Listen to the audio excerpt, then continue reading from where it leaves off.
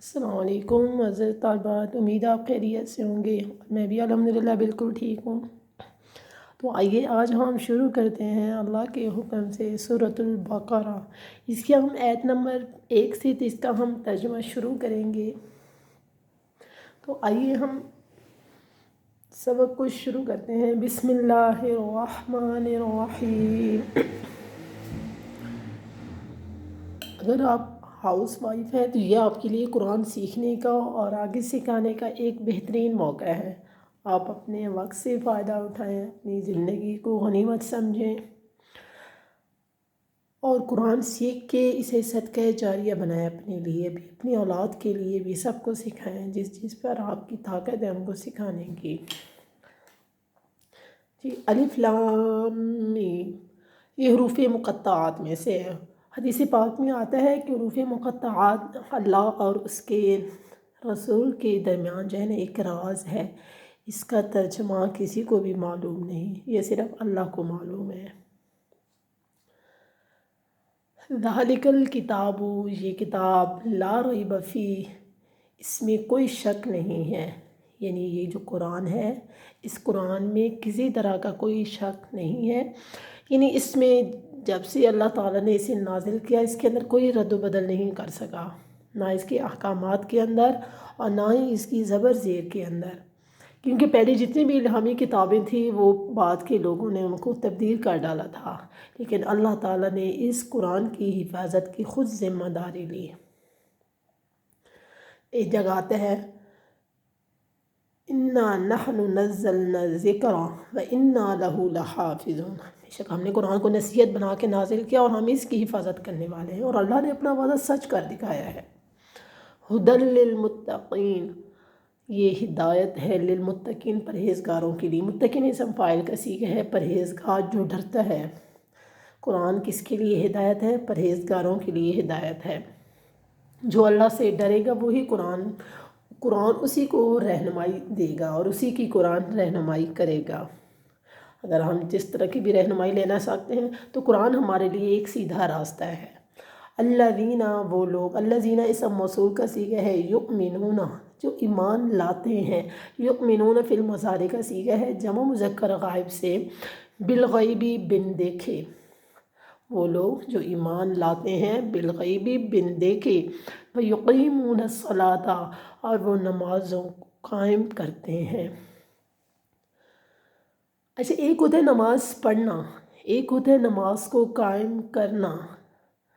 اللہ فرماتے ہیں نمازوں کو وہ قائم کرتے ہیں، تو قائم کرنے کا مطلب یہ ہے کہ آپ اچھی طرح وضو کریں گے، نماز کے آداب کا خیال رکھیں گے، اس کے ارکان کا خیال رکھیں گے، اس کے وقت کا خیال رکھیں گے، آپ کس جگہ بھی پڑھ رہے ہیں وہ جگہ پاک صاف ہونی چاہیے، آپ کے کپڑے پاک صاف ہو جائیں، آپ نے خشوع و خضوع کے ساتھ نماز کو ادا کرنا ہے تو یہ ہوگا وَيُقِيمُونَ الصَّلَاةَ، جلدی جلدی نماز کو ادا کرنا، وضو کا خیال نہ کرنا، کپڑوں کا اور جگہ کا خیال نہ کرنا، تو یہ نماز قائم کرنا نہیں ہوتا۔ یہ فرق ہے نماز پڑھنے میں، وَيُقِيمُونَ الصَّلَاةَ، نماز کو قائم کرنے میں۔ تو ایمان والے نماز کو قائم کرتے ہیں۔ وَمِمَّا، اور جو ما موصول اندر آ رہا ہے، جو ہم نے ان کو رزقناہم، رزق دیا۔ اللہ تعالیٰ فرمائے جو ہم نے مطلب رزق کے مراد مال دیا۔ اگر آپ کے پاس مال نہیں ہے تو اللہ نے آپ کو علم کی دولت دی ہے، کچھ بھی ہو سکتا ہے، ينفقون، وہ خرچ کرتے ہیں۔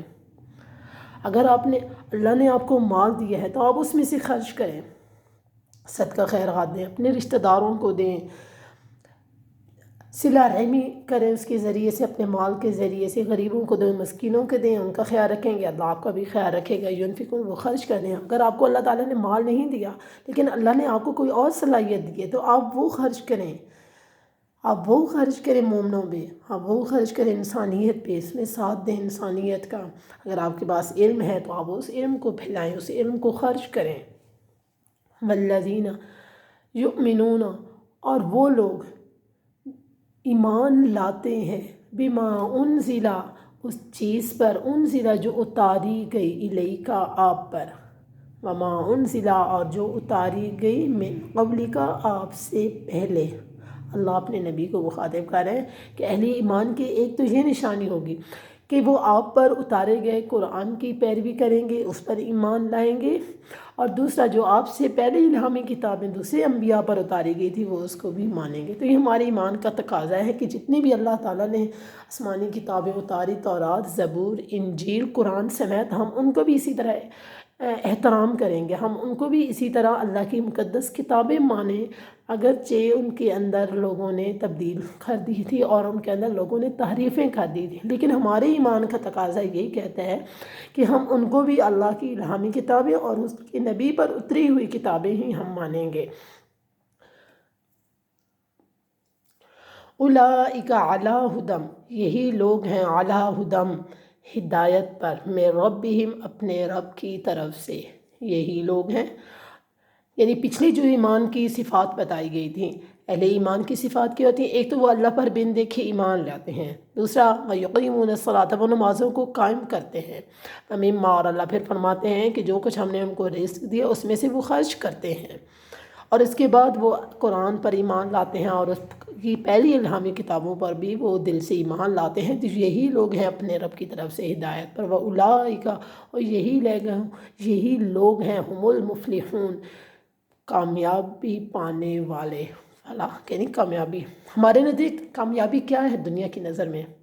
بڑا سا بینک بیلنس ہو، بڑی سی کوٹھی ہو، محلات ہوں، زیادہ سارے سونے ہوں، اور ہمارے اکاؤنٹ بھرے ہوئے ہوں، اچھا کپڑا، اچھا لباس، اچھی گاڑی، یہ ہے کامیابی؟ نہیں، اللہ کے نزدیک کامیابی کچھ اور ہے۔ اللہ نے انسان کی کامیابی کس میں رکھی؟ اپنے احکامات کو ماننے میں۔ تمہیں دنیا کے ڈھیر بھی مل جائیں، لیکن اگر ہم اللہ کی نافرمانی کرنے والے بن جائیں گے تو ہم پھر بھی کیا ہوں گے؟ ناکام۔ اور اگر دنیا کا کچھ بھی نہ ملا لیکن ہم اللہ کے احکامات کو پورے کرنے والے بن جائیں گے تو یہ ہے اصل کامیابی۔ اولئک هم المفلحون۔ ان الذین، بے شک وہ لوگ، کفروا، جنہوں نے انکار کیا، کفروا فعل ماضی کا صیغہ ہے جمع مذکر غائب سے، جنہوں نے انکار کیا، سواء، برابر ہے، علیہم، ان کے لیے، انذرتہم، کہ حمزہ استفہامیہ ہے کہ آپ ان کو ڈرائیں، ام لم، یا ام کا مطلب کریں گے یا لم تنذرہم، آپ ان کو نہ ڈرائیں، لا یؤمنون، وہ ایمان نہیں لائیں گے۔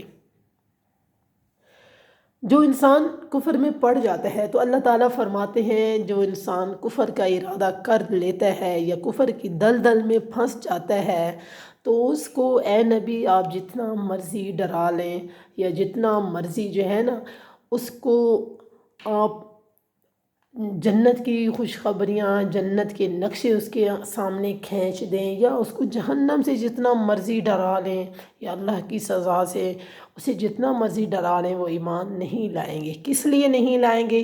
ختم اللہ، ختم کہتے ہیں مہر کو، ختم اللہ، مہر لگا دی اللہ، ختمہ فعل ماضی کا صیغہ ہے، مہر لگا دی، ختم اللہ، اللہ نے علی قلوبہم، ان کے دلوں پر، قلوب یہ قلب کی جمع آتی ہے، اللہ نے ان کے دلوں کے اوپر مہریں لگا دی، وعلی سمعہم، اور ان کے کانوں کے اوپر، وعلی ابصارہم، اور ان کی آنکھوں کے اوپر، غشاوۃ، پردہ پڑا ہوا ہے، ان کے آنکھیں، کان، ناک، دل، سب کچھ ان پہ اللہ نے مہریں لگا دی، پردے لگا دیے۔ نبی آپ جتنی بھی کوشش کرو نا وہ کبھی بھی آپ کے اوپر ایمان نہیں لائیں گے۔ وَلَهُمْ عَذَابٌ عَظِيمٌ، اور ان کے لیے دردناک عذاب ہے جہنم کے عذاب سے۔ معزز سامعین، اور کس چیز کا عذاب سخت ہو سکتا ہے؟ وہ آگ دنیا کی آگ کی طرح نہیں ہوگی، اس کے شعلے دنیا کی آگ سے 70 گنا زیادہ ہوں گے، اس کی تپش دنیا کی آگ سے، ہم دنیا کی آگ نہیں برداشت کر سکتے، اس کا ایک شعلہ برداشت نہیں کر سکتے، تو ہم وہ جہنم کی آگ کو کیسے برداشت کریں گے جس کے جو دنیا کی آگ سے 70 گنا زیادہ دہکائی گئی، پہلے وہ سیاہ ہو گئی، پھر وہ لال ہو گئی، اور اس کے بعد پھر وہ سیاہ، پھر وہ لال، مطلب بار بار اسے دہکایا گیا، اور وہ اتنی اس کی تپش ڈبل ہو گئی دنیا کی آگ سے 70 گنا زیادہ۔ تو کوئی نہیں سہ سکتا اس کو، نعوذ باللہ۔ اللہ مجھے بھی اور آپ کو بھی جہنم سے بچائے اور ہمیں آخرت کی تیاری کرنے والا بنائے، اور اس قرآن کو اور اس ترجمے کو ہمارے لیے صدقہ جاریہ بنائے۔ امید ہے یہ ویڈیو آپ کو پسند آئی ہوگی، ہمارے ساتھ ساتھ رہا کریں، انشاءاللہ ہم اگلا سبق کل پڑھیں گے۔ اللہ حافظ۔